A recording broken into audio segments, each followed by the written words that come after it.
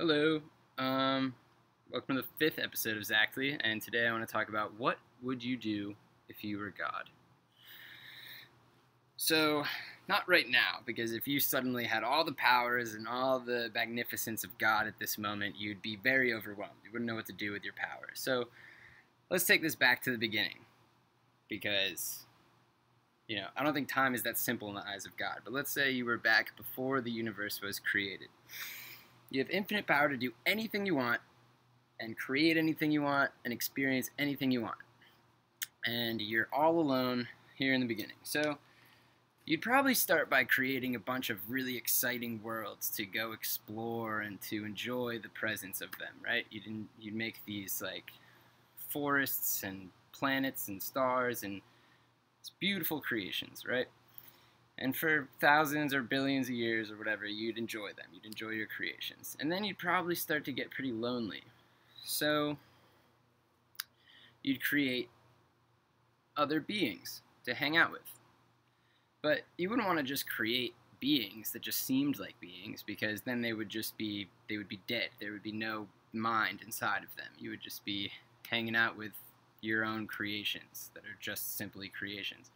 So you probably want to create copies of yourself so that they would actually be there and be conscious and be able to hang out with you. But you'd want them all to be pretty unique and pretty different, because you'd want them all, if they were all you, if they were exact copies of you, then each of you would be God and there'd be nothing to talk about. You'd all be like, oh, look at all this shit we created, and it'd be boring. So you'd make them each unique, and you'd make them each not realize that they were God, because if they realized that they were God, they would have nothing to say to you, because they would be you.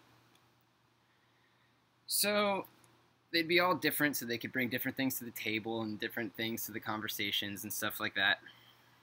And you'd have lots of fun with them for a while. You'd probably create a lover so you could fall in love with them. And then you'd probably take them with you on your adventures and stuff. You would be going and traveling and flying around the sky and walking on water and doing all of this crazy stuff. But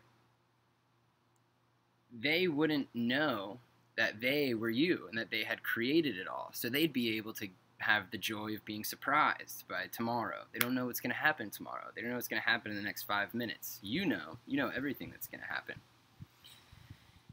And every surprise would be a good surprise, because you'd want it to be fun and happy and everything, and everybody would be at perfect peace. So you'd start to be like, well, what's the purpose of all this fun we're having? Do we have any goals here? What are we even doing? So you'd probably create a common enemy, which would be what we refer to as Satan. We create Satan, we create evil, and the followers of evil, so that we have some kind of thing to achieve or something to fight against. So we have a purpose now. We have to overcome evil. Now keep in mind, you created all of this, so you would know that evil would never win. It would always be good. And so then you'd probably get pretty jealous of the copies of yourself that you made, because you would always know everything that's going to happen. There'd be no surprises. You'd be bored. So you'd probably want to create the illusion for yourself that you were actually one of them and that you weren't God, so that you could be equally surprised by the future. You'd wipe your memory of all the future things you created so that you'd be able to be pleasantly surprised upon discovering them. But then, after spending millions and billions and trillions of years hanging out with these same people, doing the same things, just fighting evil continuously for the sense of purpose and having surprises, all these good surprises, you would probably realize that there's no reason to cherish life, because you'll always have it. You'll always be able to hang out and do all these things and be surprised by the future. So you'd probably want to make it so that your companions are going to die at some point, because then you would cherish them way more. You'd be so happy to have them in your life, because you know that they would be gone at some point. And after like some of them dying and coming back, you'd miss them and you'd be excited to meet the new ones and everything. And eventually you would be driven crazy by eternity yourself. You wouldn't want to experience eternity, because you'd be like, oh, I can just do whatever I want because I'll be around forever.